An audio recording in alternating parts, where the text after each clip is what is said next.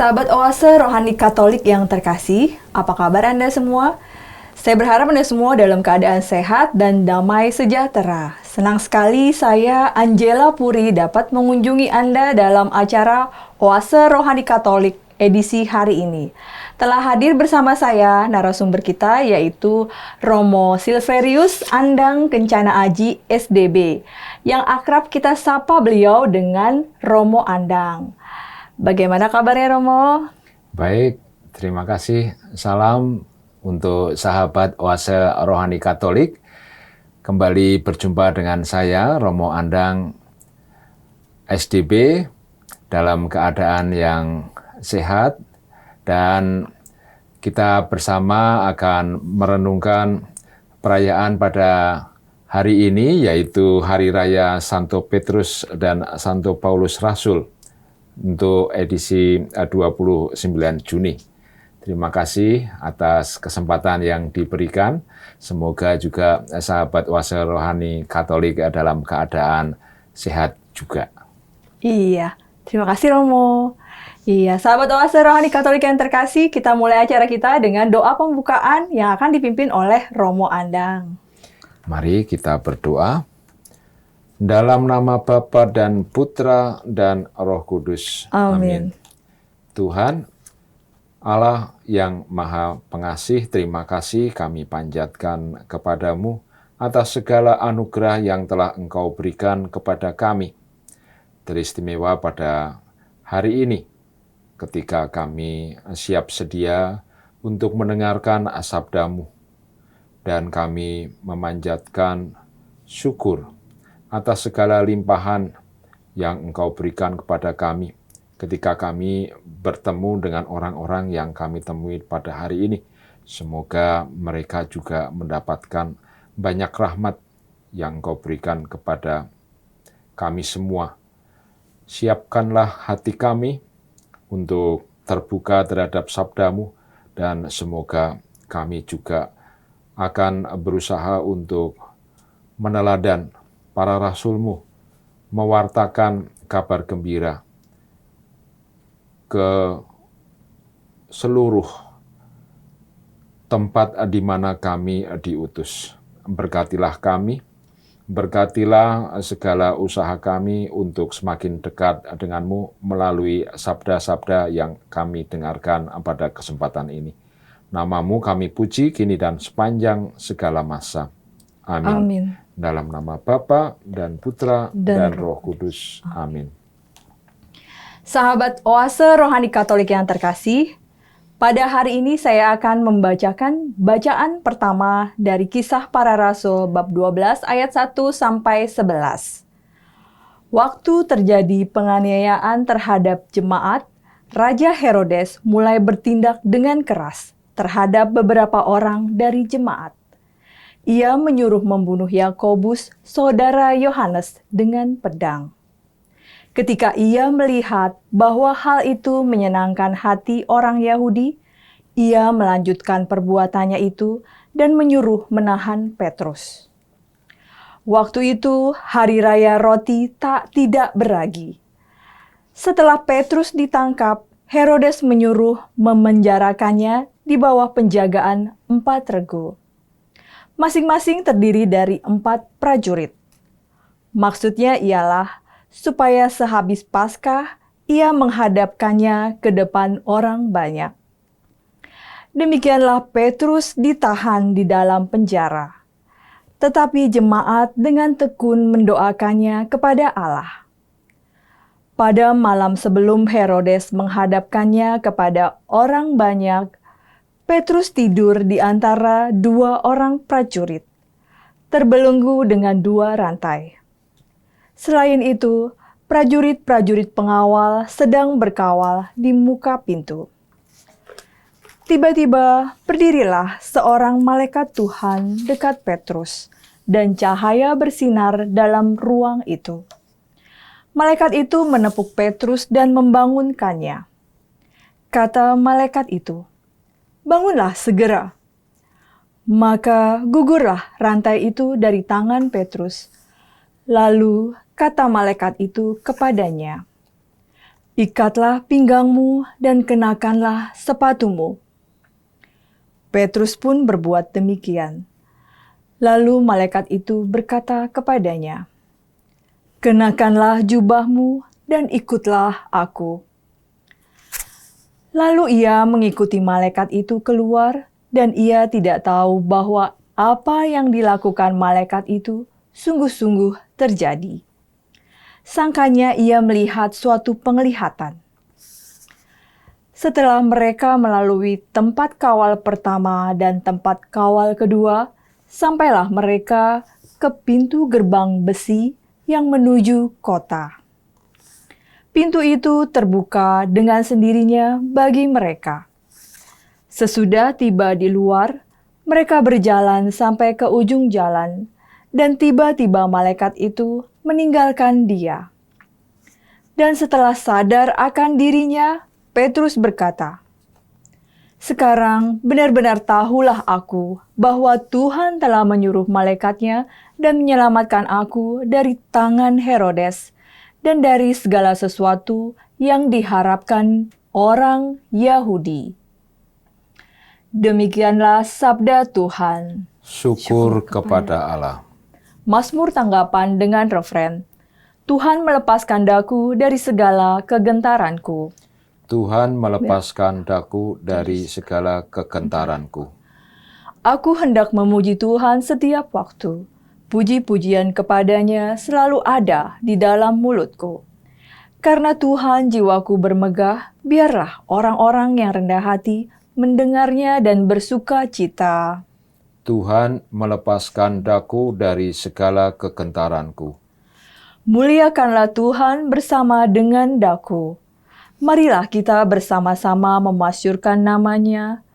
Aku telah mencari Tuhan, lalu ia menjawab aku dan melepaskan daku dari segala kegentaranku. Tuhan melepaskan daku dari segala kegentaranku.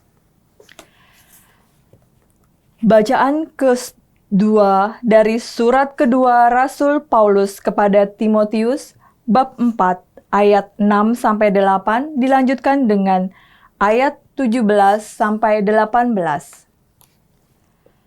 Saudaraku terkasih, darahku sudah mulai dicurahkan sebagai persembahan, dan saat kematianku sudah dekat. Aku telah mengakhiri pertandingan dengan baik. Aku telah mencapai garis akhir, dan aku telah memelihara iman. Sekarang telah tersedia bagiku mahkota kebenaran yang akan dikaruniakan kepadaku oleh Tuhan, Hakim yang adil. Pada harinya, bukan hanya kepadaku, tetapi juga kepada semua orang yang merindukan kedatangannya. Tuhan telah mendampingi aku dan menguatkan aku, supaya dengan perantaraanku, Injil diberitakan dengan sepenuhnya dan semua orang bukan Yahudi mendengarkannya.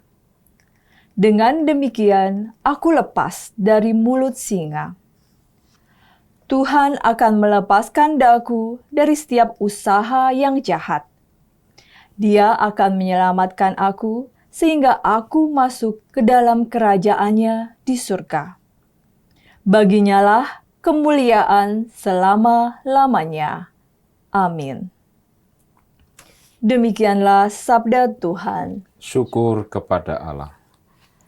Sahabat Oase Rohani Katolik yang terkasih, mari kita siapkan hati untuk bacaan Injil. Bait pengantar Injil.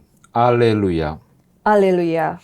Engkau adalah Petrus, dan di atas batu karang ini akan kudirikan jemaatku, dan alam maut tidak akan menguasainya. Haleluya.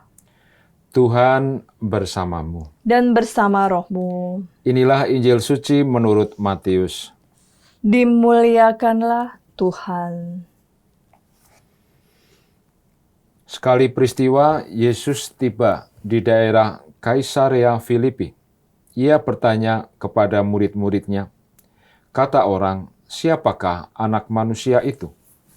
Jawab mereka, "Ada yang mengatakan Yohanes Pembaptis, Ada juga yang mengatakan Elia, dan ada pula yang mengatakan Yeremia atau salah seorang dari para nabi. Lalu Yesus bertanya kepada mereka, "Tetapi apa katamu, siapakah aku ini?" Maka jawab Simon Petrus, "Engkau adalah Mesias, Anak Allah yang hidup." Kata Yesus kepadanya, "Berbahagialah engkau, Simon bin Yunus, sebab bukan manusia yang menyatakan itu kepadamu, melainkan Bapa-Ku yang di surga. Dan aku pun berkata kepadamu, engkau adalah Petrus, dan di atas batu karang ini akan kudirikan jemaat-Ku, dan alam maut tidak akan menguasainya. Kepadamu akan kuberikan kunci kerajaan surga, dan apa yang kau lepaskan di dunia ini akan terlepas di surga." Demikianlah sabda Tuhan. Terpujilah Kristus. Sahabat Oase Rohani Katolik yang terkasih, mari kita dengarkan bersama permenungan yang akan disampaikan oleh Romo Andang. Iya, baik Romo, pada kesempatan hari ini, inspirasi apakah yang Romo ingin sampaikan? Ya, pertama saya akan menyampaikan refleksi dari bacaan pertama dan bacaan kedua. Bacaan pertama dari Kisah Para Rasul. Di sini dikisahkan pada waktu itu jemaat Kristen yang pertama, jemaat Kristen yang awal itu mendapatkan penganiayaan dari Raja Herodes yang berkuasa. Dan itu merupakan satu penderitaan yang dialami karena mempunyai latar belakang politis juga yang dipunyai oleh Raja Herodes. Bahwa seperti juga mungkin pada zaman sekarang juga mungkin masih bisa ditemui bahwa ketika memanfaatkan emosi religius untuk mencapai popularitas politis, dan itu dilakukan oleh Herodes.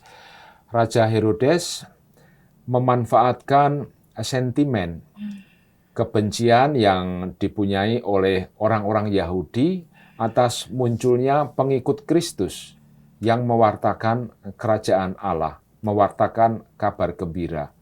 Ini kemudian dimanfaatkan oleh Herodes untuk mencari simpati dari orang-orang Yahudi dengan menangkap atau menganiaya para pengikut Kristus.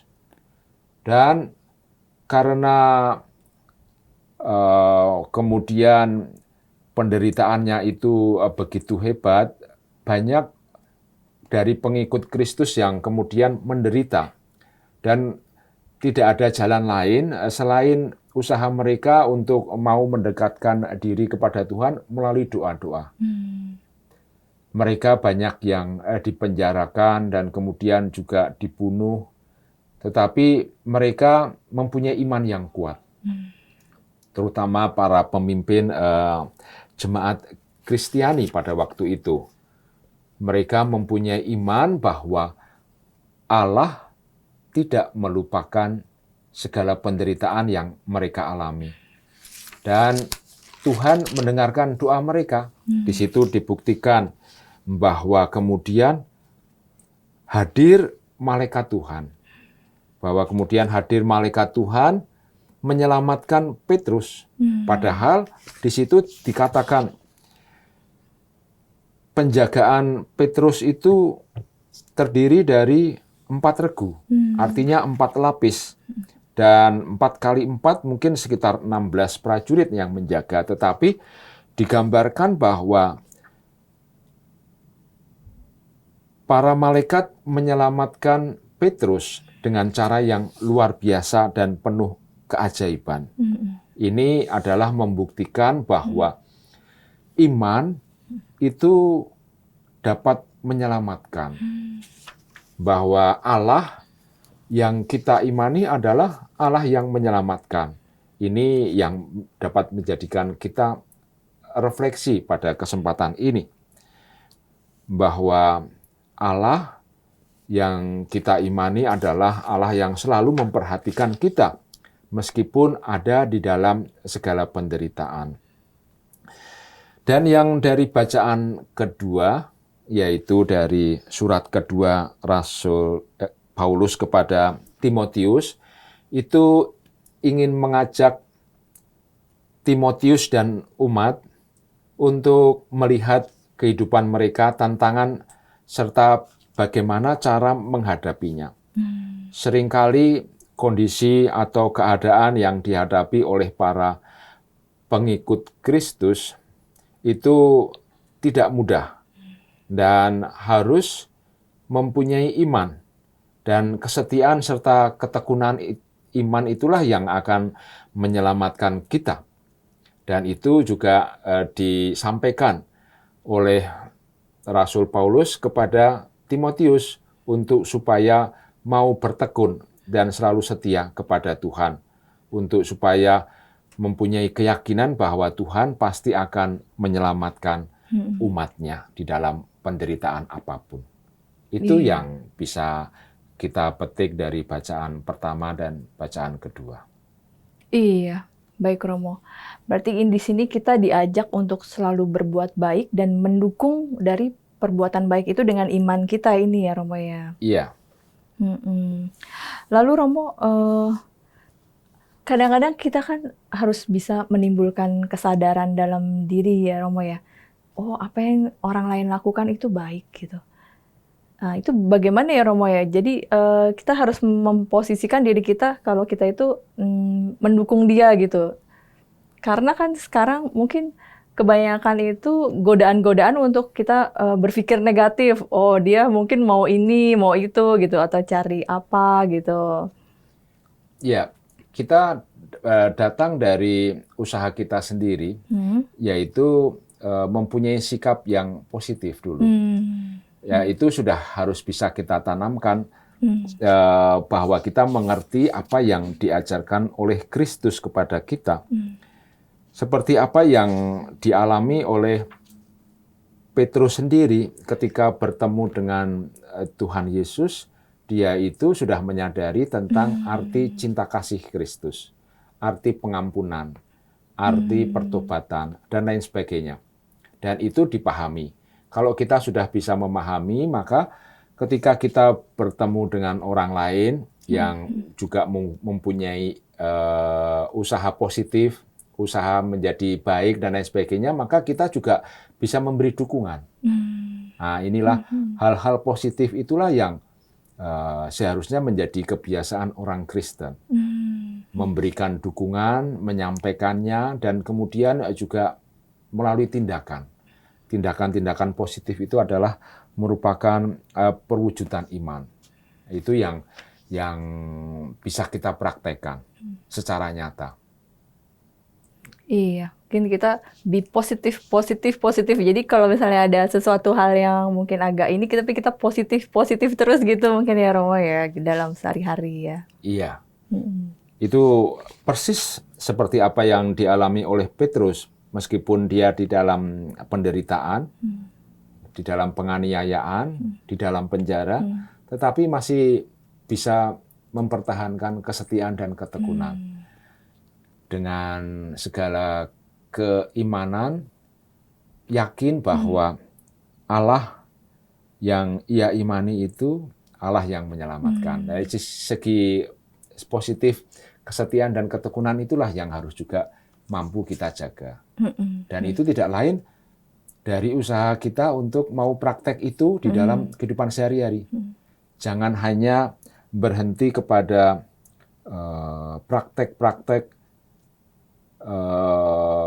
spiritual saja, tetapi justru harus kita terapkan ketika kita bekerja, ketika kita bertemu dengan orang lain, atau mungkin dengan anak-anak muda itu ketika sekolah, bertemu dengan teman-teman, dan lain sebagainya. Nah, itu yang harus bisa mampu kita praktekkan.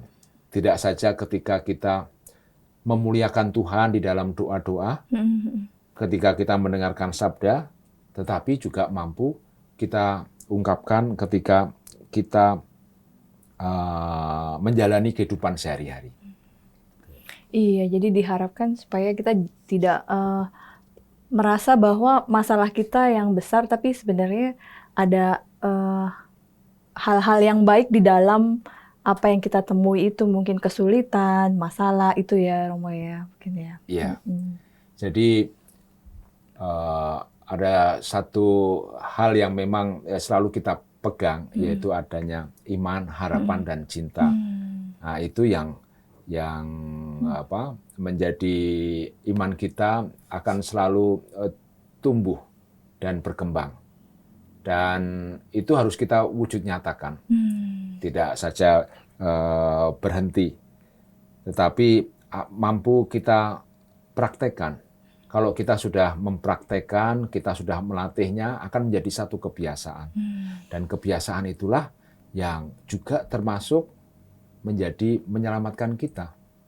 Karena tidak disadari akan menumbuh kembangkan keadaan baik di dalam diri kita untuk bisa menjadi bentuk karya keselamatan yang dilakukan oleh Tuhan di dalam diri kita, dan juga nantinya pasti akan dibagikan kepada orang-orang yang ada di sekitar kita. Iya, jadi ikut mendukung komunitas, ikut mendukung kelompok kita juga ya Romo ya. Iya. Baik Romo, ini rupanya sesi 1 sudah tidak banyak lagi Romo. Kita lanjutkan di sesi kedua ya. Baik. Ya. Sahabat Oase Rohani Katolik yang terkasih, jangan kemana-mana, tetaplah bersama kami.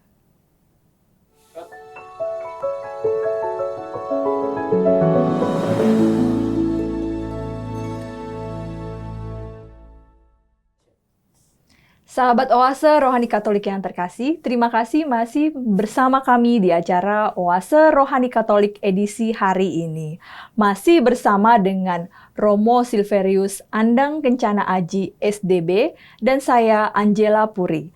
Bagi Anda yang ingin menyampaikan pertanyaan, kami persilahkan untuk menghubungi kami di nomor HP 0881 0251 33438 atau melalui alamat email kami di orkkaj2021@gmail.com. Mari kita lanjutkan lagi perbincangan kita. Ya, Romo Andang, di sesi kedua ini saya ingin bertanya tentang bacaan kedua Romo, tentang ungkapan Rasul Paulus ya Romo ya, pertandingan yang baik. Jadi Rasul Paulus mengungkapkan bahwa aku telah mengakhiri pertandingan dengan baik dan telah mencapai garis akhir, dan telah juga memelihara iman. Apakah yang dimaksud dari ungkapan ini? Iya. Dari ungkapan ini, itu adalah menjadi refleksi tentang latar belakang apa yang terjadi ketika Rasul Paulus menulis surat ini kepada Timotius. Yaitu pertama-tama bahwa pada waktu itu keadaan Timotius dan umat Kristen itu berhadapan dengan orang-orang yang menentang ajaran Kristen. Jadi Rasul Paulus menasihati mereka untuk bertahan dan tetap setia serta tekun di dalam menghadapi ajaran-ajaran yang bertentangan dengan umat Kristen. Dan kemudian ketika Paulus menuliskan surat ini, kemungkinan dia dalam keadaan dipenjara. Dalam keadaan dipenjara, dan kemungkinan dia sudah demikian tua. Oleh karena itu dia mengatakan demikian itu. Aku telah mengakhiri pertandingan dengan baik. Maka itu juga bisa digambarkan sebagai bahwa keseluruhan hidup itu adalah perlombaan. Keseluruhan hidup yang dia dipunyai oleh seseorang itu adalah merupakan pertandingan. Dan di dalam satu kehidupan itu, kita diminta untuk berusaha menjadi yang terbaik di dalam kehidupan kita. Kita harus bisa mencapai garis akhir sebagai pemenang. Pemenang untuk mengalahkan segala kekurangan atau kelemahan diri sendiri. Nah, ini kan dialami oleh Paulus ketika dia tua dan di penjara, dia merasa bahwa dia memperhatikan atau memenuhi, berusaha untuk dekat selalu dengan Tuhan. Nah, ini dia merasa dekat dengan Tuhan. Dalam keadaan menderita, dalam keadaan tua, dia tetap mempunyai iman yang kuat. Dan dia merasa menyelesaikan semuanya itu. Iya. Di dalam diibaratkan di dalam sebuah pertandingan. Nah, ini disampaikan oleh Rasul Paulus kepada Timotius untuk sebagai bahan contoh bahwa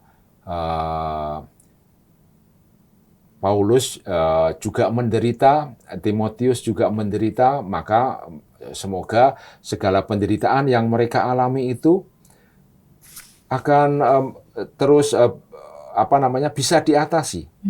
Diatasi dengan iman supaya dapat dilalui. Maka Timotius yang lebih muda bisa mencontoh Paulus, dan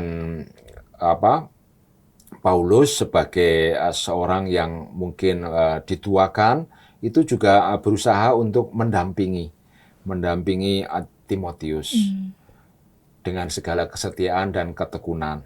Inilah yang bisa disampaikan tentang pertandingan itu, bahwa kehidupan itu ibarat pertandingan dan kita juga harus bisa memenangkannya.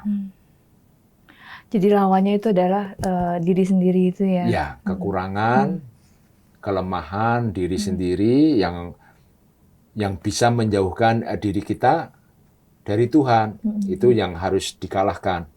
Kita harus lebih bisa fokus kepada kehendak Tuhan di dalam kehidupan kita. Nah, kalau kita bisa setia dan tekun, berarti kita bisa memenangkan pertandingan. Gitu. Iya, baik Romo, ini sangat menarik sekali. Lalu rupanya ini bacaan Injil pun juga tidak kalah menariknya ya Romo ya.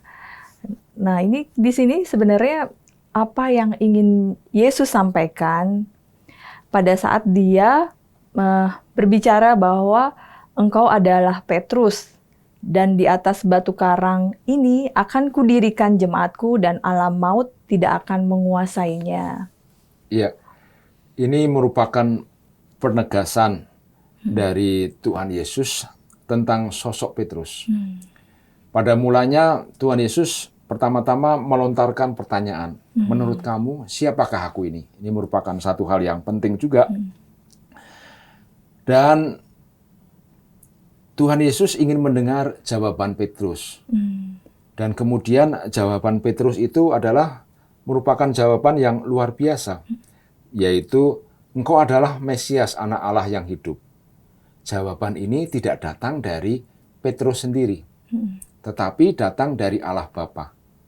Dan itu dikatakan oleh Tuhan Yesus bahwa Allah Bapa menyertai Petrus di dalam usaha pemahamannya tentang Tuhan Yesus. Dan oleh karena itu, karena Petrus mendapatkan rahmat yang luar biasa untuk memahami hakikat siapakah Tuhan Yesus itu, maka Tuhan Yesus menegaskan tentang posisi Petrus itu, yaitu Petrus itu adalah batu karang, yaitu dasar. Dasar di mana akan didirikan gereja. Dan gereja yang sekarang ini adalah tumbuh ini, itu didasarkan atas apa yang ingin Tuhan Yesus bangun atau tanam melalui para rasulnya, yang atas pimpinan Petrus itu. Inilah yang ingin Tuhan Yesus tegaskan. Maka ketika Tuhan Yesus mengatakan ini, juga disertai kata-kata, akan didirikan jemaatku, alam maut tidak akan menguasainya. Ini artinya bahwa melihat segala kekuatan yang juga dipunyai oleh Petrus, kita melihat bahwa Petrus dan juga Paulus itu merupakan manusia-manusia yang lemah, sederhana, tetapi tetap dipilih oleh Tuhan untuk menjadi rasul-rasulnya. Dan dengan segala kelemahan dan penderitaan itu menunjukkan bahwa kita semua adalah juga ditunjuk oleh Tuhan untuk mau menyampaikan kabar gembira sesuai dengan kapasitas yang kita punyai. Ini pada akhirnya menjadi pegangan bagi kita semua, tidak hanya bagi Petrus dan juga bagi Paulus ketika dipilih oleh Tuhan sebagai rasul-rasulnya untuk mewartakan kerajaan surga. Kita juga harus bisa demikian. Seperti mereka, kita akan tetap terus juga mewartakan kerajaan Allah. Masih banyak orang, masih banyak tempat yang belum mendapatkan berita, kabar gembira tentang kerajaan Allah ini, tentang Injil. Dan kita juga harus bisa mewartakan. Dan kita sesuai dengan apa yang diberikan Tuhan kepada kita akan usahakan segala usaha kita untuk mewartakan kerajaan Allah itu di dalam kehidupan kita. Demikian. Iya, Romo. Lalu satu lagi, Romo, di akhir bacaan Injil hari ini mengenai apa yang sebaiknya kita lepas dan apa yang sebaiknya kita ikat ya, Romo ya. Mungkin Romo ada sesuatu hal yang ingin disampaikan. Seperti tadi yang sudah saya sampaikan, yaitu tentang segala kelemahan dan kekurangan yang kita punya. Ini di sisi kita. Itu yang harus kita lepas. Supaya tidak menjadi beban bagi diri kita untuk menjalankan kehendak Tuhan. Supaya tidak menjadi beban bagi diri kita untuk masuk dalam kerajaan surga. Dan yang dimaksud dalam konteks Injil hari ini, yaitu yang dilepas di dunia ini adalah tentang orang-orang yang mungkin tidak mau mendengarkan kerajaan surga itu. Mereka tidak akan bisa masuk kerajaan surga. Tetapi kalau mereka mendengarkan kita, ketika kita menyampaikan kerajaan Allah, atau ketika kita memberikan cinta kepada mereka, dan mereka menanggapi cinta kita, itu bisa ikut dalam kemuliaan kerajaan surga. Tetapi kalau mereka tidak mau ikut, atau tidak mau menjalankan, atau tidak mau mewartakan warta gembira itu, mereka juga tidak akan pernah bisa masuk di dalam kerajaan surga. Maka semoga apa yang kita lakukan yaitu supaya kita mengikatkan diri kepada kehendak Tuhan, menjalankan kehendak Tuhan di dalam kehidupan kita supaya kita masuk di dalam kerajaan surga. Baik, Romo, untuk menutup renungan hari ini, apakah ada yang Romo ingin sampaikan lagi, summary dari bacaan 1, bacaan 2, bacaan Injil? Iya, saya akan menyampaikan secara singkat bahwa kita semua ini diundang menjadi saksi iman. Semoga apa yang kita wartakan tidak hanya sekedar teori atau pewartaan secara kata-kata saja. Semoga juga kesaksian iman kita itu terwujud di dalam tindakan-tindakan nyata di dalam kehidupan kita. Dan ini akan menjadi inspirasi bagi diri kita sendiri dan juga bagi orang-orang sekitar kita untuk semakin mengenal dan mencintai Allah, dan oleh karena itu segala tindakan itu akan bisa menyelamatkan kita semua. Demikian. Iya, terima kasih Romo Andang. Sahabat Oase Rohani Katolik yang terkasih, kita tutup acara kita dengan doa penutup dan dilanjutkan dengan berkat. Mari kita siapkan diri kita untuk berdoa. Dalam nama Bapa dan Putra dan Roh Kudus. Amin. Tuhan, kami kembali bersyukur atas segala rahmat yang Engkau berikan kepada kami, kepada gereja-Mu, kepada umat-Mu, untuk selalu mau menjalankan kehendak-Mu di dalam kehidupan kami. Berkatilah setiap usaha, berkatilah setiap karya yang kami jalankan. Semoga apa yang kami usahakan untuk terutama mewartakan kerajaan-Mu akan terus tumbuh dan berkembang di dalam diri kami, di dalam lingkungan kami. Berkatilah kesetiaan dan ketekunan kami untuk menjadi saksi-saksi-Mu. Kami menyadari tentang janji yang Engkau berikan kepada kami untuk keselamatan kami. Kami mempunyai iman, harapan, dan cinta atas janji tersebut. Semoga akan dapat terpenuhi di dalam kehidupan kami. Nama-Mu kami puji, kini dan sepanjang segala masa. Amin. Amin. Tuhan bersama-Mu. Dan bersama Roh-Mu. Semoga kita semua diberkati oleh Allah yang Maha Kuasa, Bapa dan Putra dan Roh Kudus. Amin. Terima kasih Romo Anda. Terima kasih kembali. Ya. Sahabat Oase Rohani Katolik yang terkasih, demikian perbincangan kita kali ini. Semoga banyak manfaatnya bagi kita semua. Romo Silverius Andang Kencana Aji SDB, dan saya Angela Puri pamit undur diri dari ruang Anda. Kita akan berjumpa pada kesempatan berikutnya. Selamat melanjutkan aktivitas Anda. Tuhan memberkati. Tuhan memberkati.